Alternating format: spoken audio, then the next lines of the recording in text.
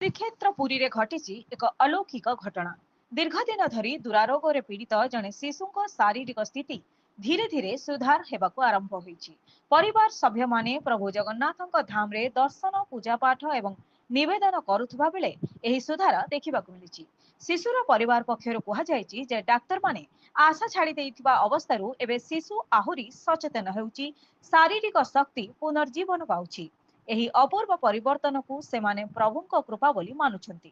ମନ୍ଦିର ପରିସର ଏବଂ ପରିବେଶରେ ଏହି ଖବର ଭକ୍ତମାନଙ୍କ ମଧ୍ୟରେ ଚର୍ଚ୍ଚା ଜୋର ଧରିଛି। ଅନେକ ଏହାକୁ ଦେବୀ ଅନୁଗ୍ରହ ଭାବେ ବିବେଚନା କରୁଛନ୍ତି।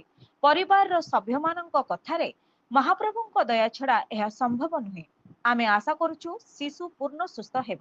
ଏହି ଘଟଣା ପୁଣି ଥରେ ଶ୍ରୀକ୍ଷେତ୍ର ଆଧ୍ୟାତ୍ମିକ ପରିବେଶ ଓ ଭକ୍ତିର ଶକ୍ତିକୁ ନେଇ ମଣିଷମାନଙ୍କ ମଧ୍ୟରେ ଗଭୀର ଆସ୍ଥା ସୃଷ୍ଟି କରିଛି। ପୁରୀରୁ ମନୋଜ କୁମାର ବଳିଆରସିଂଙ୍କ ରିପୋର୍ଟ, जनशक्ति टीवी।